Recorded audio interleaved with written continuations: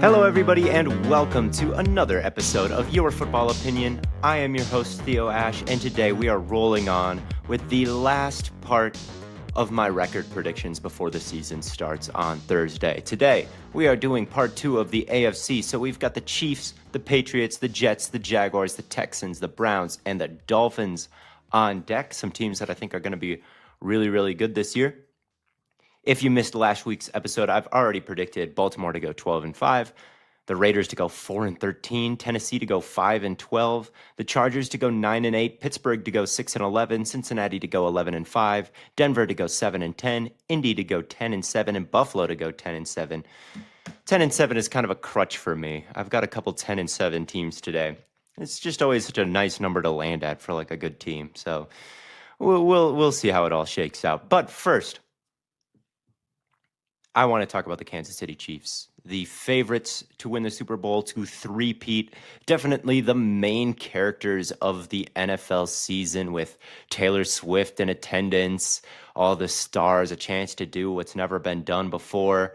And I think that this is still an extremely good roster. I don't really see too much standing in the way of their chance to repeat, at least getting a chance to repeat. You know, they'll be as good as anybody this season.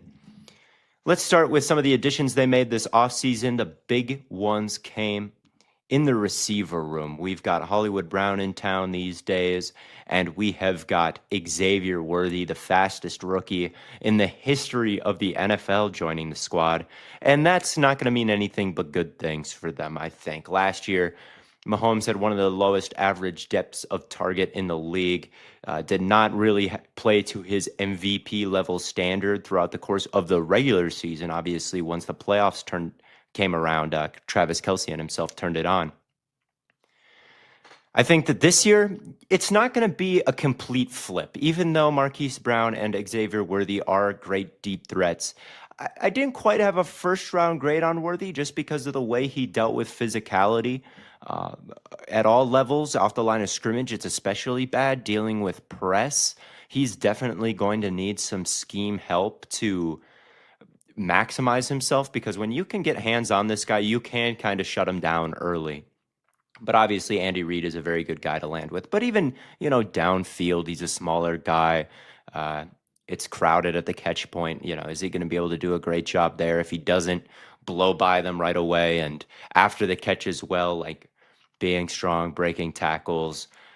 He's just a little bit too slight for me to be, I think, one of the top wide receivers in the league. But he is so fast. He does run good routes. He tracks the ball well, that he's going to put a lot of vertical pressure on teams, which might just clear out more space for guys like Travis Kelce and Rashee Rice potentially in the slot. So even if he's not catching passes or catching a ton of passes, Worthy and Brown are going to open this offense up, because at least now there is that scare factor on the outside that hasn't been there since Tyreek Hill. And, I talk about how Worthy needs to be schemed open. He's got the guy to do that in Andy Reid. So I think this wide receiving core is looking pretty good. I think that Mahomes should be right back in the MVP conversation.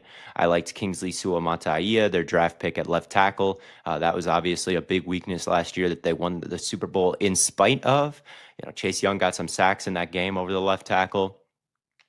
This year, by the time the playoffs roll around, I think they could have a more positive starter there, although certainly the learning curve for a rookie tackle is steep. We'll see if Suamataia is able to do it.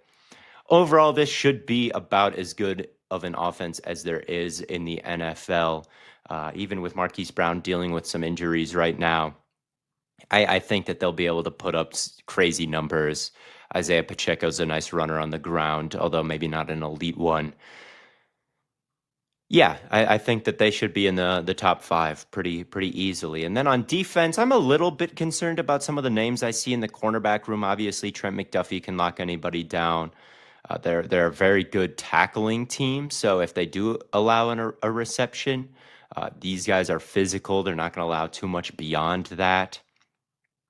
But I think that the trade of L'Jarius Sneed can't be completely overlooked. I mean, on the boundary, they might be giving up some deep shots down the sideline.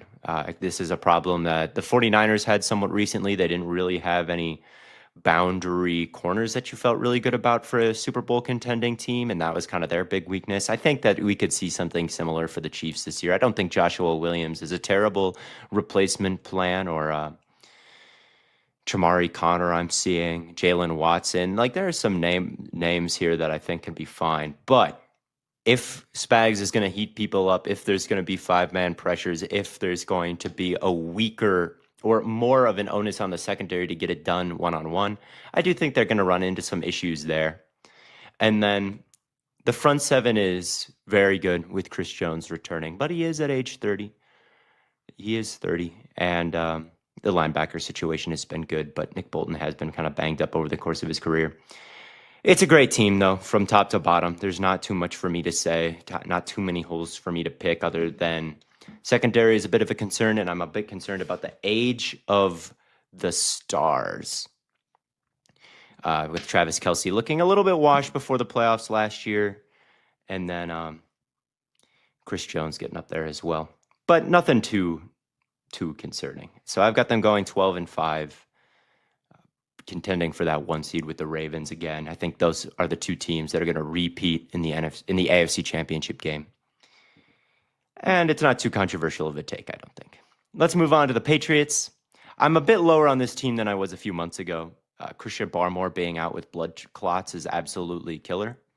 He was the 1A type of guy on that front four that I felt really good about. He was super disruptive last season. The sack numbers weren't quite there, but I thought that it was a pretty safe bet that they were going to bump up in a major way, considering how much he was winning.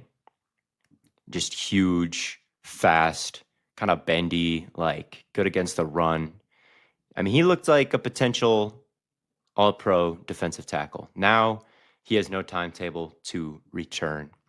And that makes me a little bit nervous, along with the Judon trade, about who is going to is this going to be an elite pass rushing front four? Anfernee Jennings, Keon White, Godchow, Dietrich Wise on the bench. Like, maybe Barmore comes back at some point. I think they will be very good stopping the run alongside the linebackers as well, like Tavai, Juwan Bentley. They're going to come up and be physical. But only Uche I would consider to be an above average pass rusher right now, and he's kind of a situational guy because you can't have him in on rundowns all the time. So that'll put pressure on a secondary that looks good. Jabril Peppers, I think, has enjoyed a kind of a career renaissance with the Patriots finally being used kind of correctly. I know in his career he's been used like 30 yards off the ball in Greg Williams' scheme as just kind of that true single high free safety, not really being able to get his nose dirty. Very solid in coverage last year. He's kind of that sleeper, maybe second team all-pro type safety who can sneak on a list. I think he had that caliber of season last year. Top 10 in success rate when targeted for safeties. Really, really good player alongside Christian Gonzalez, who to me looks like a star. I thought that he was fantastic coming out of Oregon, just so smooth, mirroring people in man coverage, like just buttery smooth hips. Matched up well with Tyreek Hill last year in some man coverage situations, which was really promising. Got hurt though, right? Missed the rest of his rookie year, still a young corner. Marcus Jones, we haven't seen him in a while. Jonathan Jones has kind of capped out as a good, not great player. I think the secondary still looks like one of the top ones in the league, and they will really have to be, because the pass rush is going to have to survive until Barmore comes back, and I'm just not sure if that particular unit is good enough to make this the top 5, maybe even top 10 defense I was hoping for.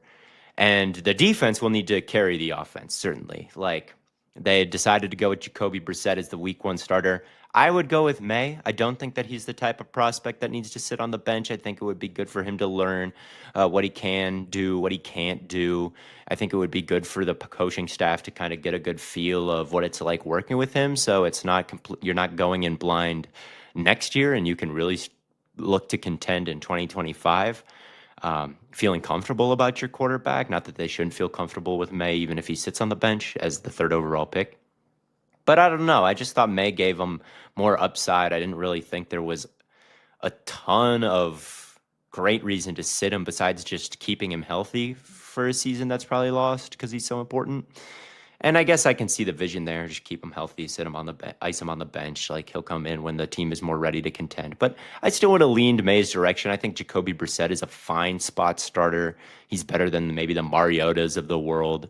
I think he's even better. I don't know. He's like he's nothing like Tyrod Taylor, but probably in that tier of backup where it's like you actually might be getting something with him as your starter. With Tyrod, it's more explosive plays, running ability. With Jacoby Brissett, it's more pocket passing, but he's adept at it. He's performed well. He's outplayed Deshaun Watson in Cleveland and looked like a low-end starter there. So you're getting that. It could be worse, but low-end starter quarterback play is not doing much for me in an offense that features Pop Douglas as the most established wide receiver there, I'd say.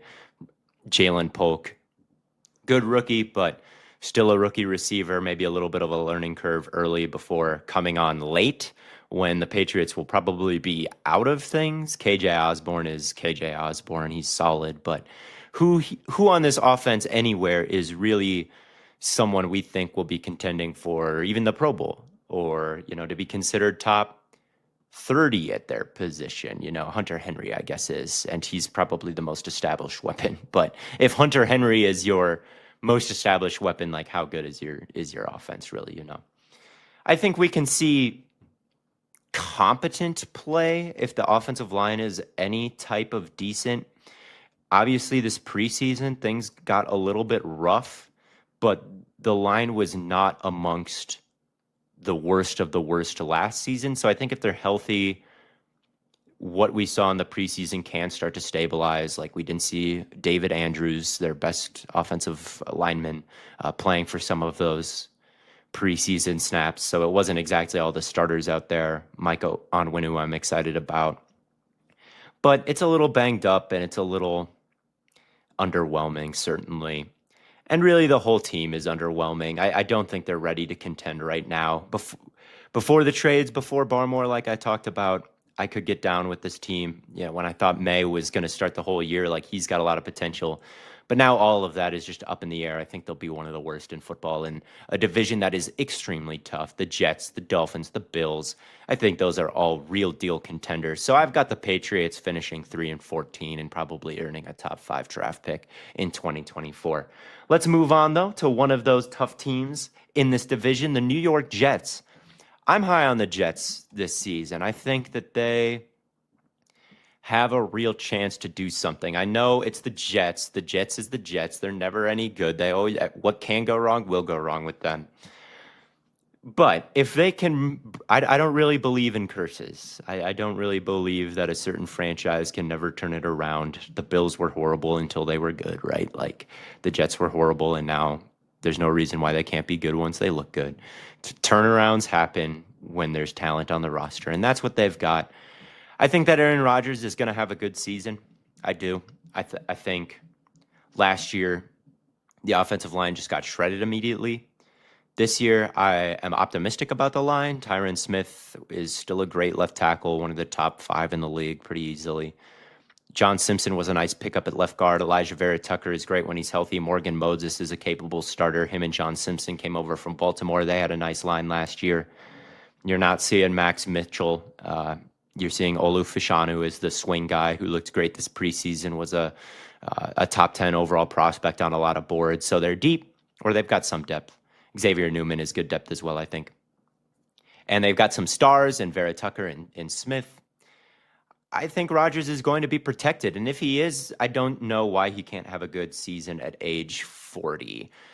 Lots of quarterbacks who have been able to play this long are still good at this age. Drew Brees was leading the Saints to contention. Tom Brady obviously led his team to a ring, was playing decent football as late as age 44, right? Warren Moon, that's kind of a throwback name, but he was playing well at 40. Brett Favre in 2009 on a new team had an amazing season. I don't think that's out of the range of possibility for Aaron Rodgers because I think the arm talent is still there. There was a lot of stuff missing from his game in 2022. He had one of his worst seasons, certainly, but that was with Romeo Dobbs is in his rookie season, Christian Watson in his rookie season. I just don't think Rodgers at that point was checked in enough, to be honest. And maybe this is just too much psychological analysis of Rodgers, but I think he can kind of get in moods where he just kills the play, gives up on it. He's led the league at throwaways before when maybe he should keep the play alive. Like, didn't really throw with a lot of anticipation that he's capable of playing with in 2022. Didn't really target the middle of the field, which I think he's capable of doing, right? He's played that way in the past. He was an MVP the 2 years before that. We saw a dip in his efficiency the years before LaFleur got there, to the point where people were wondering, would he ever be an elite quarterback again? But then the circumstances kind of freshened up around him, and he was able to get back to some career high levels. I don't know if he'll get career high levels on the Jets, but I think he's capable of, once again, being in a new situation. He's had 2 full training camps now to work with. Garrett Wilson, Breece Hall is in the backfield. He's incredible. Mike Williams, I think, will be capable as long as he's healthy. Lazard could be more of a positive, or any kind of positive, not a healthy scratch when he's playing with Rodgers instead of Zach Wilson. They brought in Malachi Corley on day 2. Xavier Gibson, we'll see. It's not a great receiving core. It's top heavy with Wilson, certainly. But I think there's enough high-end talent here that Rodgers can kind of lean on the guys he likes, and the connection can be one of the top in the league. I think that's what Wilson can be. I do think he can be some of what Devontae Adams was when he was making first-team All-Pros with Rodgers. And then Breece Hall. Like, that's the type of running back that Rodgers has really never had, and I'm excited to see that. Behind a good offensive line, I think this could be, like, obviously Hackett being a questionable, offensive coordinator could hold them back. But with Rodgers, I think that they're going to mesh a little bit, and it's not going to be as bad as what we've seen these past 2 years with Hackett dealing with some more untalented quarterbacks, and quarterbacks that he may not mesh with as well. So I like the offense and I like the defense. Still keeping an eye on Hassan Reddick, who has racked up $5 million worth of fines holding out. That is crazy. He has some serious stones to be doing that. If he doesn't play, I am a little bit worried about the pass rush. Obviously, Quinnen Williams can do his thing. Jermaine Johnson is a big power rusher on the edge, but they lost Huff. They can't lose him for nothing. They need to replace some of that production. He had a ton of pressures last year, 3rd down, when Huff could pin his ears back. He got home at a really high rate. So someone needs to step up, and it's got to be Reddick. Like, I don't really think anybody else on this team can do it. I think they need to. Well, maybe Will McDonald can. He's pretty fast, elastic, but he was kind of a nothing his rookie year. I shouldn't totally discount the possibility that he could step up and provide some pressure on Reddick, but I don't know. They'll certainly need to get some sort of deal done with Reddick. I think they just need to bite the bullet and pay him above what Grenard got, probably, or maybe even. I'd be comfortable paying him a 3-year deal. I think when you look at edge rushers over the past few years, I've talked about this on this podcast, but it's really age like 33 that I don't want to be bought into them. Ages 30, 31, 32, I'm okay with. So I would pay Reddick a 3-year deal, give him some security, like pay him a lot of money. He's been worth that these last 2 years. So I'm still hoping that they'll beat the buzzer and get it in. Maybe week 1 he misses at this point, but they'll get it in before September is over. But at any rate, ignoring the Reddick situation, this is still a really good defense. Quinnen Williams is one of the best defensive players in the entire league, in my opinion. Just an unstoppable, huge, fast force in the middle of that defense. Equally good against the run and pass, which you can't really say for Dexter Williams and Chris Jones. Like, Chris Jones is probably the better pass rusher than Quinnen. But he doesn't have the run stats that Quinnen does. And then Dexter Lawrence is incredible. He stuffs the run at an unprecedented rate while being able to rush the passer. Like, no one else is really able to combine those two things. But as a pure pass rusher, I like Quinnen. He's not as good against the run. Like, he's not a nose tackle like D-Law is, but he still lines up there a lot and gets a ton of production. So Williams might be the most well-rounded defensive tackle right now. I think that he could get Defensive Player of the Year consideration if this team is good enough. Didn't have a lot of sacks last season. I think that can very easily change. CJ Mosley, great linebacker. Quincy Williams, great linebacker. Sauce and TJ Reed, probably the best corner duo in the business. Michael Carter, back healthy at practice, an underrated player in the slot. This team has sustained defensive success under Robert Saleh. It's not easy to do. A lot of the times, defense kind of goes up and down, and offense is the one that's kind of consistent. But when you start to consistently finish top five, you've got something pretty special building. I think Saleh has that, at least on the defensive side. Obviously, they've let Rodgers call all the shots kind of on offense, and it backfired on them immediately when he got hurt, and it was a disaster. I don't think Saleh has to get fired this year. I think if Rodgers is there, obviously they've probably given him too much power and given up too much for him. But I think for at least one season, things can come together here in New York, kind of like, we talk about how history kind of repeats with the Packers and how the Jordan Love era is kind of eerily reminiscent of what Rodgers is doing. At the same time, I think Rodgers can be eerily reminiscent of what Favre is doing and have a really strong season on a new team. Maybe it's just the one, but I think this year it can happen. So I've got the Jets going 10-7. Again, really tough division, really tough schedule. There's still some question marks and some thinness and some injury concerns for them. But overall, I do think the Jets, with the formula of great defense, good enough offense, can make the playoffs. The Jaguars, next up. They have fallen a bit behind in their division. The Texans have made a lot of moves. They've found a franchise quarterback. They have an all-star group of receivers. D'Amico Ryan seems great. They've built up the defense. They are a team on the upswing. The Colts as well, I think, are a team on the upswing with Steichen and Richardson back healthy and adding Adonai Mitchell and Laiatu Latu, two of my favorite players in the last draft. The Jaguars are spinning their wheels a little bit more, I would say. They paid a lot of money to Gabe Davis this offseason. Didn't love that. They paid a lot of money to keep the offensive line pretty much the same. Ezra Cleveland locked in at left guard. Cam Robinson locked in at left tackle again. Scherf locked in at right guard. Anton Harrison I like, but right tackle. The only change, Mitch Morse is now their center, which is a big upgrade, but still, I think the offensive line struggled so much last year. They were a bottom 5 rushing efficiency team because largely the offensive line couldn't really create much movement. So to kind of invest so much in bringing them back, I'm like, I don't know. Was last year's results really worth doing all that for? And then they let Darius Williams go, Rayshon Jenkins in the secondary. They've replaced them with Darnell Savage and Ronald Darby. I think those are downgrades. So they added Eric Armstead as well. Very, very good pass rusher still at this point in his career, but always a bit banged up, not quite as strong against the run. So it's like a lot of pieces kind of swapped in and out, but I still think the same frustrations with the Jaguars are going to be there. A defense that kind of hovers around decent. I mean, Trevor Lawrence with some receivers who are frustrating, not really being able to lean on the running game behind this offensive line potentially. Now, there's good things about this Jaguars team that I've always liked. Like Lawrence is a franchise quarterback, in my opinion. I'm a lot higher on him than most. I liked the Brian Thomas Jr. selection at number 20. I like Evan Ingram. I liked the Mitch Morse pickup. I think that their edge rushing duo of Trayvon Walker and Josh Hines-Allen is underrated because Walker is such a powerful guy, and he might not have a big bag of pass rushing moves, but I think he can have 10 sacks just with the power. But the thing is, against bad tackles, you can kind of win like that. Against good tackles who know what's coming and have an anchor, Trayvon might be a little bit quieter. I don't know. It's a decent team with some players that I like, but in this division, I do kind of slot them into that third place spot.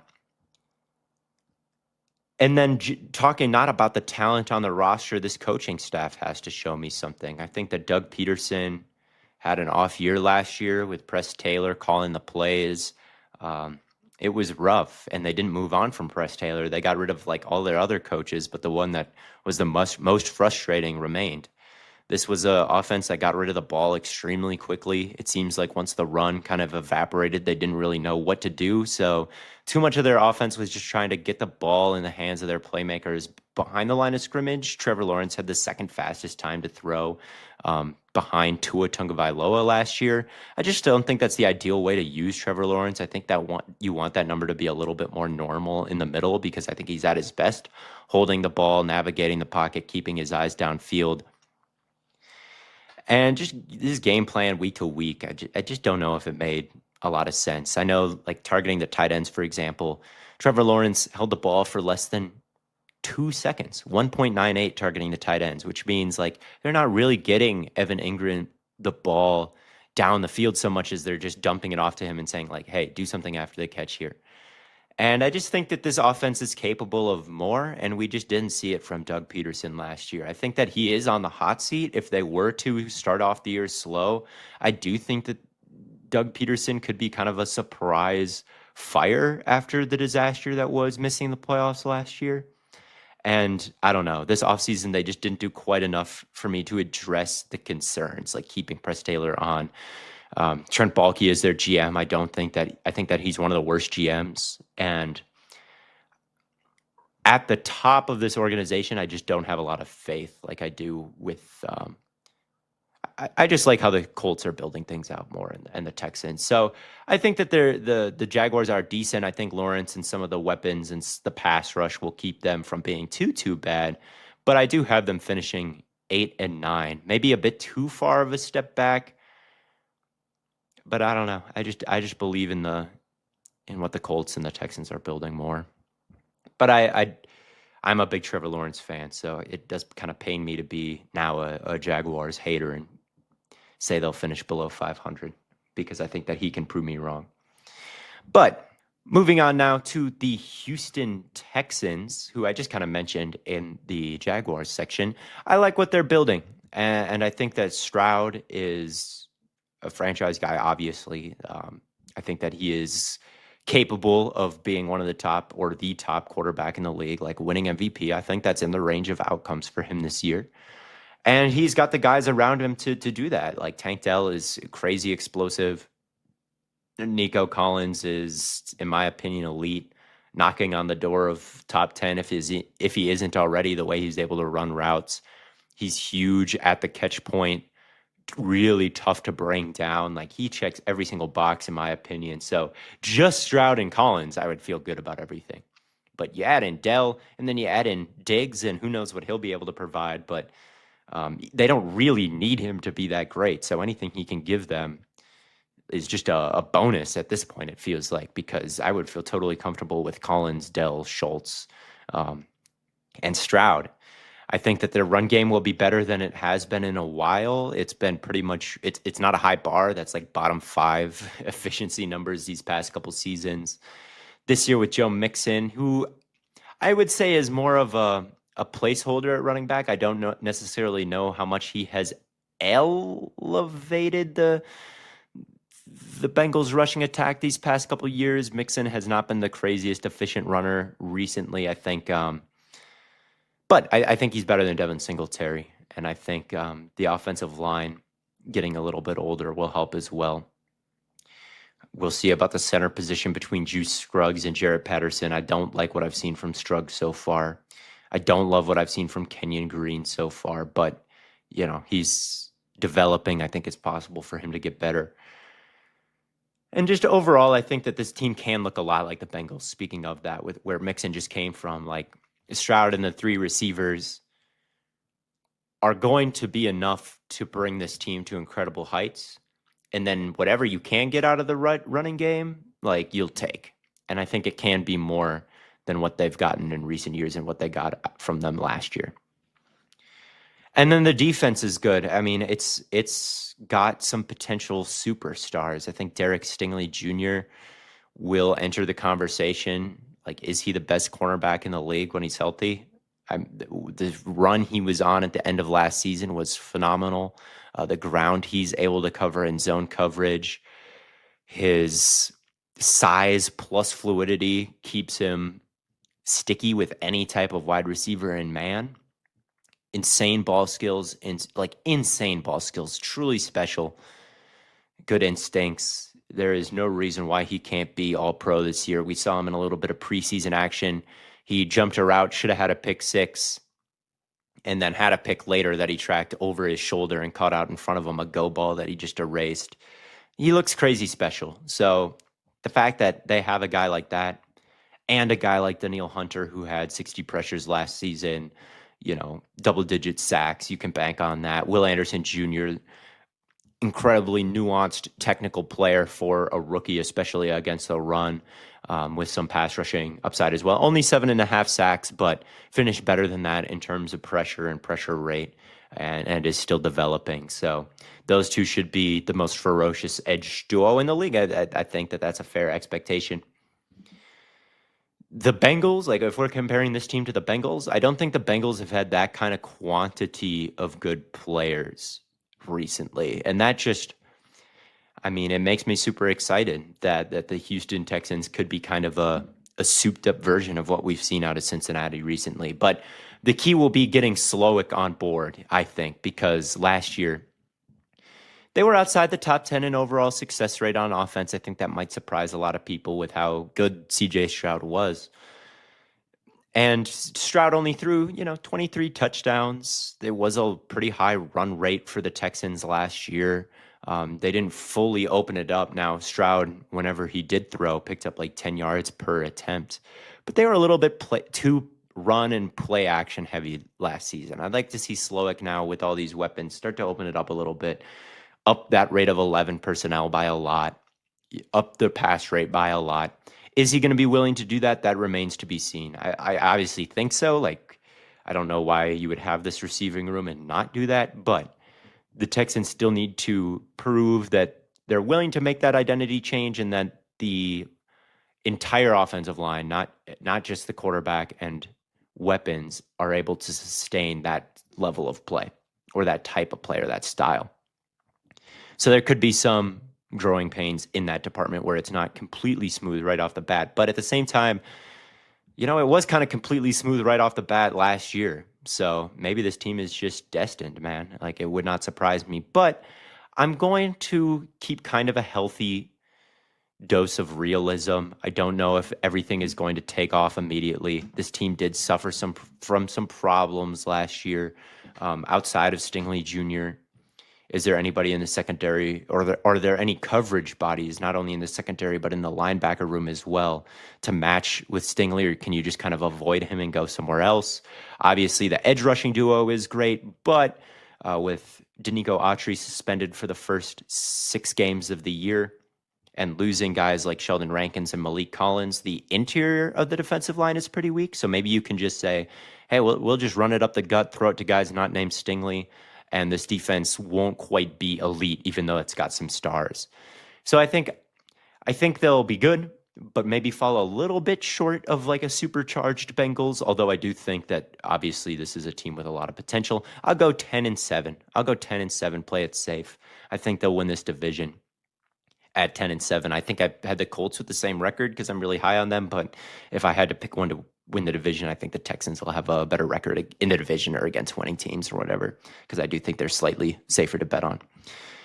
Next up, the Cleveland Browns. The Cleveland Browns are, to me, a little bit overrated right now. They're favored to beat the Cowboys week 1. I guess we'll learn pretty quickly if that's true. I can't really see that, just because I do not believe in this offense. Deshaun Watson has really, really struggled since becoming the Browns starter. When he's healthy, he has been outside of the top 32 in quarterback statistics pretty definitively, even when he plays. If we're talking rate statistics, efficiency stuff, everything just looks like, when I watch Deshaun Watson, my thought is always like, what does he practice? Like, there is no timing in his game. His release doesn't even look as good. His pocket presence doesn't look as good. His everything doesn't look as good. He's holding the ball Justin Fields level amount of time behind the line of scrimmage, and he's just not quite making incredible things happen when he's holding it. That used to be the case in Houston. I don't think he ever hung his hat on sack avoidance, right? But he could create. He was crazy accurate, right? He was explosive. None of that is there in Houston right now, and it just looks awkward. It looks like he doesn't quite know what he's doing. And over the last 2 seasons, the Browns have been a bottom 5 offense. It's them, the Panthers, the Giants, the Patriots, and the Jets. That's not a good group to be with. And I think with Watson as your quarterback, like, you're just kind of setting yourself up for similar results this year. At least that's what I'm going to bet on until he proves me otherwise. And I don't love the way the receiving core looks right now as well. I think Amari Cooper is a great player, an underrated one in terms of wide receiver ones or X guys who can create separations. His game last year against the Texans, one of the best receiver games ever, I think it's fair to say. So having that guy at the top is good. But I just don't like Jerry Jeudy and I don't like Elijah Moore. I think that those two have had plenty of chances to establish themselves as a wide receiver two in an offense that is really good, and both of them have fallen short. Jeudy with drops, fumbles, falling down, trying to cook on his routes. Like he is just on the turf a lot. He's disappointing, and I think that that trade and contract just wasn't a fantastic move from the Browns. Like I think the Broncos won't really miss him. I don't think he's been a big positive in their offense recently. So for that to be the wide receiver two when it hasn't worked alongside Cortland Sutton in a bad offense, like I'm not very excited about that. And then they traded for Elijah Moore last year as well, and he was one of the worst wide receivers last year, I'd say. So those are still your kind of 11 personnel guys. One of them is Amari Cooper. The other two have been supremely disappointing. Your quarterback has been supremely disappointing. Your line is kind of starting to get questionable, I'd say. Like when they're all healthy, things can look good. But the thing is, these Browns linemen just have not been able to stay that way. Now, Batonio is still great when he's out there. Wyatt Teller is still great when he's out there, but the tackle situation has been so kind of up and down over the years that I think that's more. It's not a bad line. I don't want to doom and gloom it too much, but I think when people think of the Browns offense, they think, oh, best offensive line in the league. Like that's the reputation that the Browns offensive line has because it's been that for the past couple, or it has the same names as it had when it was the best offensive line. But just recently, I just don't know if the results go to show that they are. That left tackle spot with Jedrick Wills is still a question mark. Jack Conklin on the right side, is he going to be elite? I don't know.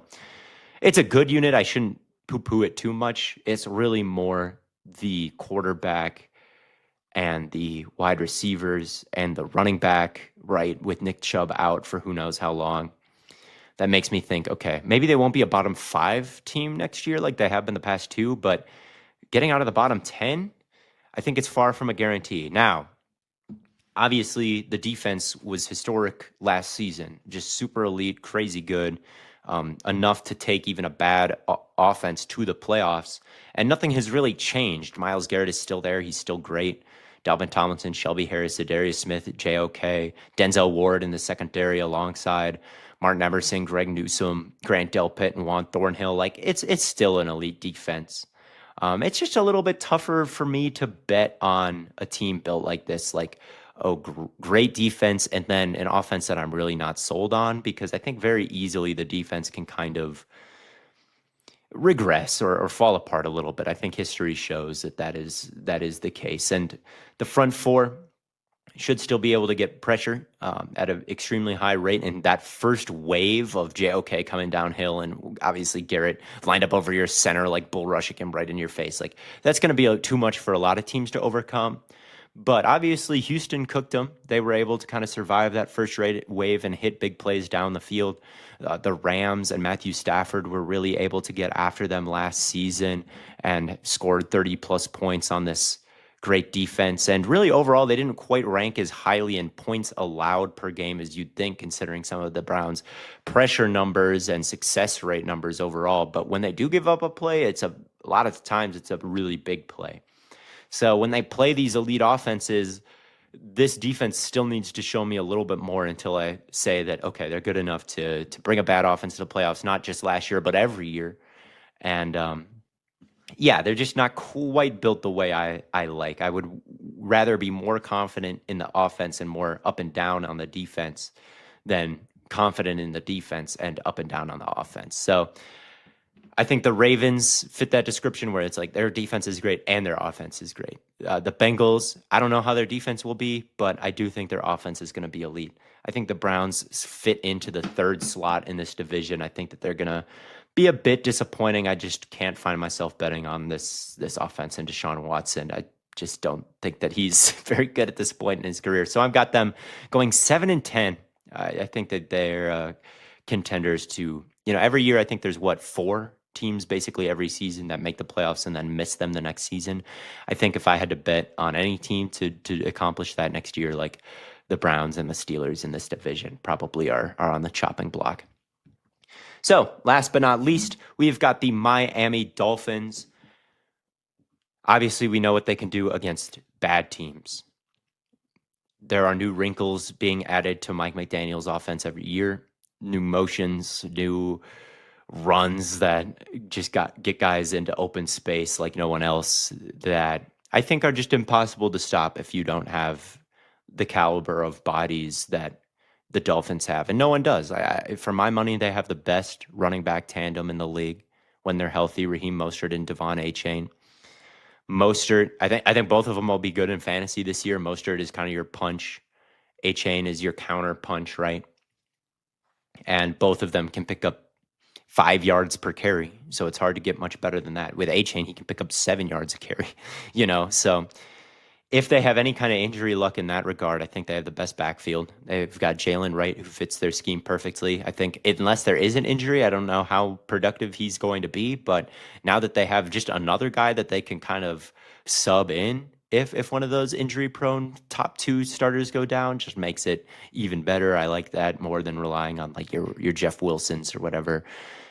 So the running game, it's going to be very tough to stop because of the caliber of their backs and the caliber of the scheme that makes all these runs like basically a kickoff return, like these tosses with bodies out in front. You hand it to someone who's faster than everybody else. A-Chain puts his foot in the ground and he's just gone. Like it's going to happen this year, certainly. And even against good teams, I think that can work. Moving on to just the passing offense, like it'll just be more of the same, right? Like they got the best wide receiver duo as well, Tyreek Hill and Jalen Waddle. I don't think anybody can quite beat that. The pressure they put to score a touchdown on every single play. Like a lot of guys are Devontae Adams. He's a threat to catch it on every single play, right? He's not quite a threat to score a touchdown on every single play. Like Waddle and Hill are both just a different level of explosive that I prioritize. I think this game is about explosive plays. Those two generate them at the highest rate, and that's why they're the best. And then Tua is Tua. Tua is Tua. I think that he's limited, but obviously effective in this scheme. And I don't think that this offense is destined to always lose every big game against a good team. I know that they're 0-7 or whatever. It's been a pretty good formula to bet against the Dolphins when they play a Super Bowl contender. And I think a lot of that falls on Tua's shoulders because he throws a lot of picks in those games and doesn't really take care of the ball in those situations. But I also don't think they're destined to never win any of those tough games. I think this team is good enough that they can get one this year in their division. I think they can beat the Bills. I think they can beat the Jets. I think they can sweep the Patriots. I think they can beat really anybody. It just hasn't happened yet. I think they'll always be a little bit limited. I don't think they'll make a playoff run. I don't really consider them in my tier one of contenders because of their struggles against good teams. But in the regular season, I think they don't always have to be the team that loses when there's a tough game on the schedule, I guess, because the offense is so dynamic. And then I like the defense as well. I do. I think Javon Holland is a star safety. Jalen Ramsey was absolutely fantastic last season. He was just missed the beginning half of it. Now he'll be there all year, hopefully. That makes me feel pretty good about the secondary. Obviously, the pass rush, bit up in the air with Jalen Phillips and Chubb coming off of injuries. But when they're both healthy, I think that's a fantastic duo. I love the Jordan Brooks addition. They're adding Poyer now next to Holland. I think that's a good pickup for them. I think he's not quite as good as he once was, but down in the box with Javon Holland up high, Poyer will still be able to create plenty of problems. Zach Sealer, still one of the more underrated players in the entire league. Obviously, they'll miss Wilkins. But, in the playoff game against the Chiefs, he did kind of get steamrolled against the run the whole game. Like, he's a very disruptive three-tech rushing the passer. He is super active, can make tackles all over the field as a defensive tackle. But you are also giving up some size with him. So going from him to, like, Benito Jones and maybe just beefing up a little bit could I don't know if it will. It won't help anything. Obviously, losing Christian Wilkins isn't good, but I do think he might be a loss that they're able to overcome in some areas. Well, they get worse in some areas, and maybe it doesn't. It's not maybe as bad as it seems, but who knows? Chop Robinson also coming back. I thought he looked kind of nice in the preseason. Like obviously, he's a freak athlete. They've got the guys to get after the quarterback. They were number one in pressure rate last year. They've got guys who can shut down the pass and on the back end. I think it's a good formula with an offense that should be pretty much top five again. I don't really see much reason that they'll regress if they didn't regress last year. I have them winning the division at 11 wins. I think that maybe the Jets are just a little bit too old and maybe a little bit too reliant on some players who are injury prone or just haven't shown me enough yet. Like Tyron Smith, for example, like that guy is hurt every year. If he's down, I guess that's where the rookie comes in. But I don't know. It's really tough to call this one at the top. I do think Miami has the most proven talent right now, but we'll see. We'll see if Tua just in these big games just is always the quarterback that's worse when we're talking about a division with Aaron Rodgers and Josh Allen. I can see that as well, but I believe, like I said, I believe in the Shanahan tree. I believe in the Packers. I believe in the 49ers. I believe in the Dolphins. So I'm going 11-5 with them.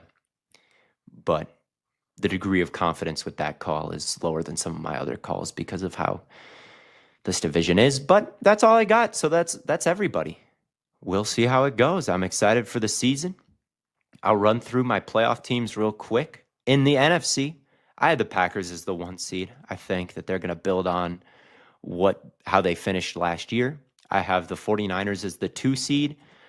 They still have obviously a ton of talent. I have the Cowboys as the 3 seed. I think that Dak, CeeDee, and Micah Parsons is the Mahomes, Kelsey, and Chris Jones of the NFC. And I think as long as those 3 are healthy, this will be at least a great regular season team. I have the Saints as the 4 seed. I think their defense is underrated and their offense is a little bit too written off right now as being terrible when I think in reality it's more just average. So I think they'll be the 4 seed behind that defense. I have the Lions as the 5 seed. I think it's pretty tough to call the top of that NFC North. Between the Packers and Lions, one of them has to be the 5 seed, and they're both very good right now. Bears as well, fitting into that. But I got the Lions as the 5 seed. The Seahawks as the 6 seed. As a Geno Smith and Mike McDonald believer, I think that those two are going to elevate their respective units on the offensive and defensive side of the ball, and they're going to kind of rebound. They're the 6 seed. And then I got the Eagles as the 7 seed. It was kind of between them and the Bears for me. But the Eagles, man, I think the addition of Saquon is going to bring some balance to their offense. I think their defense is not guaranteed to get a huge leap. And I think in general, a lot of the frustrations on the back half of last season will still kind of limit them, which is why they're the 7 seed. But I also think Hurts and A.J. Brown and Saquon and Devontae Smith are going to put points up on the board. And I think that moving on from Matt Patricia to a real defensive coordinator is going to be helpful as well. So even though I think it could be a frustrating season, there will also be some big wins for the Eagles to get them in the playoffs still at that 7 seed spot. In the AFC, I think the Ravens might be able to get it done. They are my 1 seed. I still love the defense. I think this is a secondary that has a chance to be kind of historic. Lamar is my guy. He just keeps getting better and better, it feels like. I think that him with Flowers in his second year, Andrews back healthy, likely kind of emerged. Derrick Henry, I think, is going to be a big addition. Plus the defense is still going to be a good formula.